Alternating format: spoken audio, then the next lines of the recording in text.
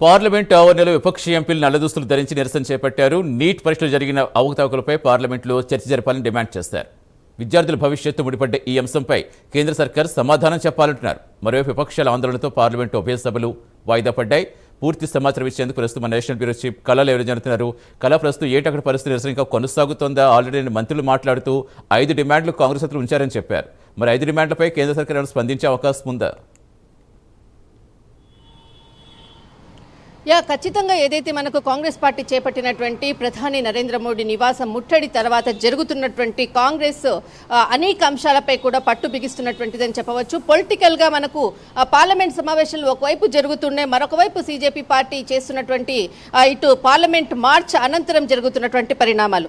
నిన్న రాత్రి దాదాపు 10 గంటల వరకు జరిగినటువంటి కాంగ్రెస్ కి సంబంధించినటువంటి ఇటు రాహుల్ గాంధీ, ప్రియాంక గాంధీ అరెస్టు తర్వాత చాలా కీలకంగా కూడా ఇటు రాహుల్ గాంధీ కొన్ని అంటే మొట్టమొదట నిన్న ఉదయం స్పీకర్తో సమావేశమైనటువంటి సమయంలో 3 డిమాండ్లను అటు స్పీకర్ ముందర ఉంచడం జరిగింది. కానీ నిన్న సాయంత్రం తర్వాత ఏదైతే ఇటు నరేంద్ర మోడీ నివాసం ముట్టడి తర్వాత జరిగినటువంటి పరిణామాల తర్వాత దాదాపు ఇప్పుడు 5 డిమాండ్లను కూడా చాలా కీలకంగా కూడా ప్రకటించారు.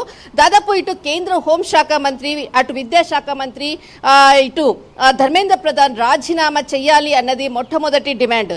తర్వాత ఇటు ఏదైతే జంతర్ మంతర్ నుంచి ఇటు పార్లమెంటు మార్చ్ జరిగినటువంటి సమయంలో ఆ రోజు విద్యార్థులపై చేసినటువంటి నిరసనకారులపై చేసినటువంటి దాడులు ఎవరైతే చేశారో వారికి పోలీసులకు సంబంధించినటువంటిది చర్యలు తీసుకోవాలి అన్నది చాలా కీలకంగా జరిగినటువంటి మరొక ప్రధానమైనటువంటి డిమాండు. సోమవారం రోజు అంటే ఆ రోజు జరిగినటువంటి ప్రధానంగా జరిగినటువంటి పోలీసులు దాడులు చేశారు, వారిపై చర్యలు తీసుకోవాలి అన్నది రెండవ పాయింట్. దాదాపు ఇటు మనకు కేసులకు సంబంధించినటువంటిది ఉపసంహరణ అన్నటువంటిది, ఎవరైతే యువకులపై చేసినటువంటి కేసులపై ఉపసంహరణ చేయాలి. అనంతరం దాదాపు ఇక్కడ మనకు ప్రధాని నరేంద్ర మోడీ క్షమాపణ చెప్పాలి. దాదాపు మరొక డిమాండ్ ఇటు పార్లమెంట్ అంశంపై ఖచ్చితంగా ఇటు దీనిపై చర్చించాలి అన్నటువంటిది ప్రధానమైనటువంటి డిమాండ్. నిన్న ఉదయం వరకు స్పీకర్ని కలిసినటువంటి సందర్భంలో కేవలం 3 కండిషన్స్ మాత్రమే ఉన్నాయి.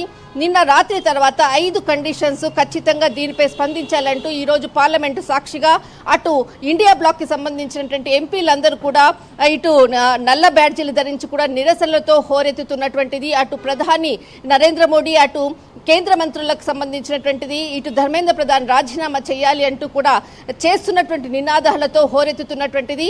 ఒకవైపు దీనికి సంబంధించినటువంటి 5 కండిషన్లు సంబంధించినటువంటిది ఇటు జితేంద్ర సింగ్ చేసినటువంటి మధ్యవర్తిత్వం దాదాపు 30 నిమిషాల పాటు జరిగింది. అయినా కూడా ఎక్కడ కూడా రాహుల్ గాంధీ ప్రధానంగా ఉండేటటువంటి డిమాండ్లనే ఇక్కడ ముందు ఉంచడం జరిగింది.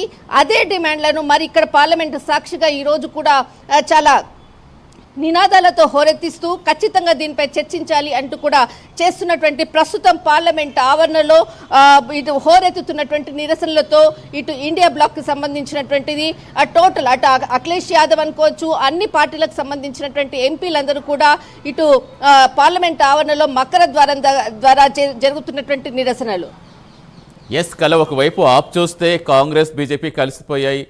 సో ఈ విధంగా ఆప్ అక్కడ ఖండిస్తోంది. మరొక వైపు పార్లమెంట్లో మేము సహకరించాలంటే ఖచ్చితంగా చర్చ చేపట్టవలసిందని కాంగ్రెస్ నేతలు చెప్తున్నారు. అసలు ఏం జరుగుతోంది అనుకోవాలి? సతీష్, మనము ఇక్కడ ఆలోచించాలి.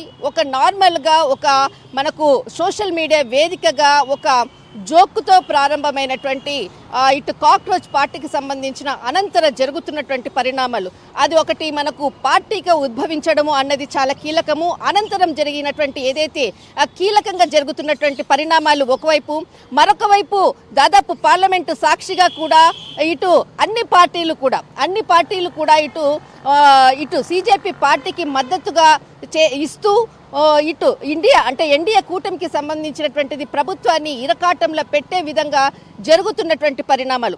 సిజేపీ పార్టీని ఒక ఆయుధంగా చేసుకొని అన్ని రాజకీయ పార్టీలు ఒక ప్రభుత్వం మీద ఒత్తిడి తెచ్చే విధంగా చేస్తున్నటువంటి పరిణామాలే ఖచ్చితంగా ఇటు ఢిల్లీ కేంద్రంగా జరుగుతున్నటువంటి రాజకీయాలు. మొట్టమొదట ఆమ్ ఆద్మీ పార్టీ సపోర్ట్ చేసింది, అనంతరం కాంగ్రెస్ పార్టీ నిన్నటి నుంచి దీనిని ఇంకా ఎక్కువగా కూడా ఫోకస్ చేసి ఇటు ప్రభుత్వంపై ఒత్తిడి చేసే విధంగా అనిపించవచ్చు. దాదాపు అనేక డిమాండ్లను కూడా ముందర ఉంచడము, అటు శివసేన పార్టీకి సంబంధించింది రాత్రి ఇటు జంతర్ మంతర్లో వచ్చి అభిజిత్ దీప్కేను కలవడము, మరి ఒక బిగ్ బ్రేకింగ్, మరి కొద్దిసేపట్లో ఇటు ప్రైమ్ లైన్ ఎక్స్క్లూజివ్గా మరొక బిగ్ బ్రేకింగ్ న్యూస్ కూడా రాబోతుంది.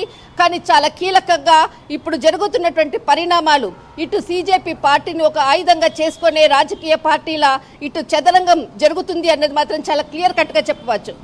అంటే ఖచ్చితంగా కల, ఎందుకంటే ఈ మధ్యకాలం 2 రోజులు జరిగిన పరిణామాలు చూస్తే అటు పార్లమెంట్ దిగ్బంధం కావచ్చు, ఇటు నిన్న ప్రధాని నివాసం ముట్టడి కావచ్చు, అసలు అంటే అంతలా వచ్చి వాళ్ళు ముట్టడి చేస్తుంటే అక్కడ భద్రతకు సంబంధించి ఎలా చూడాలి మనం? ఎందుకంటే ప్రధాని పర్సనల్ సెక్యూరిటీ ఉంటుంది, ఇంటెలిజెన్స్ ఉంటుంది, ఇన్ని వర్గాలు ఉన్నప్పుడు అసలు సెక్యూరిటీ వైఫల్యం అనుకోవాలి. మరొక వైపు కేంద్రం నిశ్చితంగా గమనిస్తోందా, లేకపోతే హైలైట్ మోడ్లోకి వెళ్ళిపోయింది? అసలు ఏం ఆలోచిస్తుంది అనుకోవాలి మనం కేంద్రం?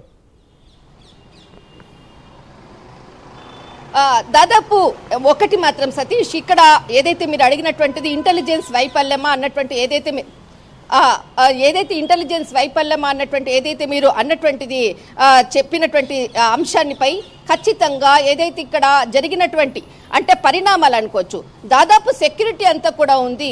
ఎప్పుడైతే ఇక్కడ ఒక అంచనా వేయకపోవడము అన్నది మాత్రం ఇక్కడ ఒక బిగ్ అంటే ఇక్కడ అంచనా వేయకపోవడము, ఇంత పెద్దగా అంటే సిజేపీ పార్టీకి సంబంధించినటువంటి యువకులు పెద్ద ఎత్తున ఈ విధంగా వస్తారన్నది మాత్రం ఊహించకపోవడం అన్నది ఇది ఒక పెద్ద మైనస్ పాయింట్. రెండవది, ఎప్పుడైతే జామర్స్ అంతా కూడా విధించిన తర్వాత ఢిల్లీ వేదిక